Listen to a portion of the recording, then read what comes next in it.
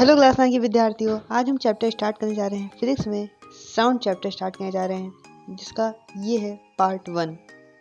तो हम पढ़ेंगे इस चैप्टर में साउंड के बारे में कि साउंड क्या होती है, कैसी होती है, प्रोपोगेशन ऑफ साउंड पढ़ेंगे, वेव्स ऑफ साउंड पढ़ेंगे, डिफरेंट फॉर्म्स ऑफ साउंड पढ़ेंगे।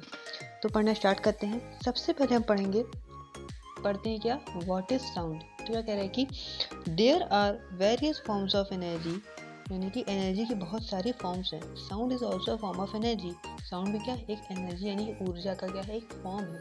Date produces a sensation in ears, ठीक है। यानी कि साउंड एक ऐसा एनर्जी का फॉर्म है जो कि हमारे कानों में सेंसेशन यानी कि भनभनाहट ऐसी सेंसेशन कुछ प्रोड्यूस करता है साउंड, ठीक है। एनर्जी का ही फॉर्म होता है। The energy of sound propagates moves in the form of wave, ठीक है।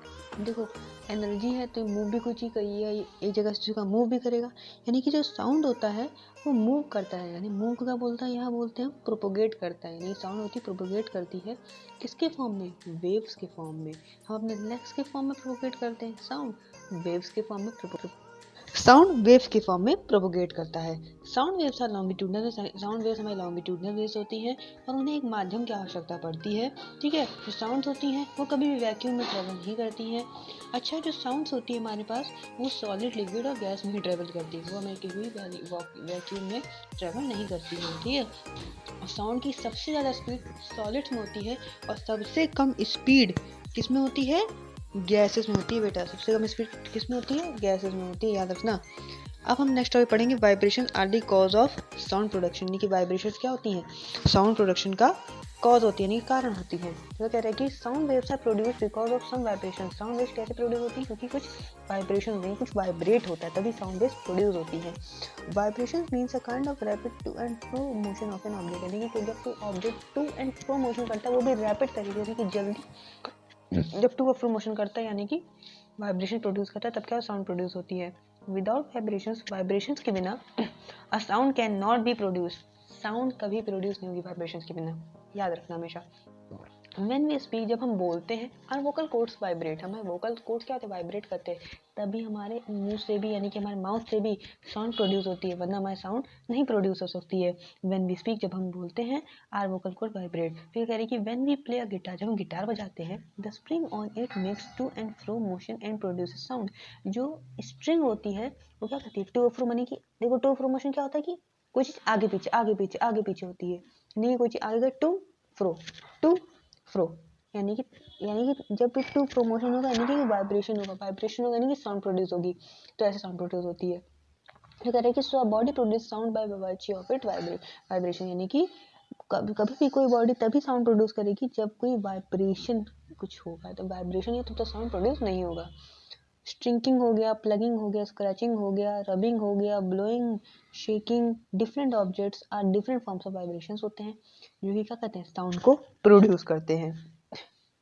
When we hear a sound because when sound waves reach our ears, हम साउंड तभी सुन पाते हैं जब हमारे कानों में उसकी ध्वनि जाती है।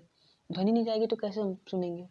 The waves make our year drums vibrate. अच्छा, जो वेव्स होती हैं साउंड की वो हमारे ईयर ड्रम वाइब्रेट कर, देखो वाइब्रेट करें तभी हम सुन पा रहे हैं। तो vibration are the main cause of sound production, तभी यहाँ लिखा गया topic. Nerves then send the vibration signals to our brain. जो नर्व्स होती हैं वो हमारे ब्रेन को वाइब्रेशन के सिग्नल्स पहुंचा देती है और हमारा जो दिमाग यानी कि हमारा ब्रेन होता है उस सिग्नल को साउंड के रूप में हमें बताता है कि हाँ ये साउंड है, ठीक है, हमें सिग्नल्स भेजता है, ठीक है। अब आते हैं next topic, propagation of sound, यानी कि साउंड का मूवमेंट कैसा, साउंड का कैसे मूव करती है। One of the most important properties of sound waves is that, सबसे most important property sound waves की क्या, they cannot travel without a medium, that is sound cannot travel in space of vacuum, ठीक है। यानी कि sound waves कभी भी बिना मीडियम के थ्रू मतलब क्या करेगी, मूव नहीं करेगी। ये कभी भी वैक्यूम और स्पेस जैसे खाली जगह पर ये कभी मूव नहीं करती, इसको एक माध्यम चाहिए, यानी कि कोई भी मीडियम चाहिए जिससे क्या कर ये ट्रेवल कर सके। A medium is any matter or substance through which sound is transmitted। Medium कोई भी हो सकता है, ये पदार्थ हो सकता है, कोई भी सब्सटेंस हो सकता है, ठीक है। इट कैन बी सॉलिड, उससे लिक्विड गैस भी हो सकता है। Sound waves have a direction that is then they always moves away from the position point of generation, यानी कि जहाँ से पॉइंट जहाँ से जिस पॉइंट से साउंड निकली है वो हमेशा आगे बढ़ेगी। When an object vibrates, it sets the particles of surroundings medium in vibrating. These particles do not travel all the way from the vibrating object to the listeners. In fact, these particles push other particles present nearby and set them in vibrating. In this way, a particle of the medium in contact with the vibrating object is first displaced from its original position. It then exerts a force on adjacent particle, as a result of which the adjacent particle gets displaced from its position of rest. After displacing the adjacent particle, the first particle यानी कि ये पूरी बात लिखी है मैंने to the listeners. मैंने पूरी बात क्या बोल रहे हैं कि जब कोई ऑब्जेक्ट कैसे वाइब्रेट होता है। देखो, सबसे जो पहला पार्टिकल होता है वो जब वाइब्रेट होता है तो क्या करता है, अपने पड़ोसी पार्टिकल को उसको ही वाइब्रेट करता है। मान लेते हैं किसी को मान लो मुक्का मारते हैं आगे से, तो क्या करते हैं, अगर उसको मुक्का मारते हैं तो पीछे वाले भी तो उसको धक्का लगता है यानी ना। तो वैसे ही किसी पार्टिकल पर अगर हम कुछ वाइब्रेशन होता है तो दूसरे पार्टिकल वाइब्रेशन होता है, ऐसे दूसरा पार्टिकल तीसरे को करता है, तीसरा पार्टिकल चौथे से करता है। तो ऐसे वाइब्रेशन होते रहते हैं, यानी कि जब ऐसे वाइब्रेशन होता है तभी क्या होता है, वाइब्रेशन, कोई चीज़ वाइब्रेशन होता है और जब भी वाइब्रेशन होगा तो साउंड प्रोड्यूस होगा। तो कह रहा है कि student should again know that when a wave travels through a medium, याद रख लें हमेशा कि मीडियम के थ्रू ही साउंड प्रोड्यूस होगी। The particles of the medium do not move forward themselves, but the disturbance is carried forward. The particles oscillate about their mean position, giving a push of disturbance to the nearby particle. वही बताया मैंने कि वो neighbouring particles क्या कर देंगे, push करेंगे, disturbance produce करेंगे। ठीक है, यहाँ तक समझो अभी। अच्छा, जो हमने जितना ही पढ़ा, मतलब इसे क्या बोलते हैं, मतलब कोई भी चीज़ टू ऑफ फ्लो मोशन हो रही है यानी कि उसे बोलते हैं ऑसिलेशन। क्या बोलते हैं, ऑसिलेशन, यानी कोई चीज़ टू ऑफ मोशन हो रही है यानी कि वो ऑसिलेट कर रही है। अच्छा, ऑसिलेशन कितने होते हैं, दो टाइप्स होते हैं।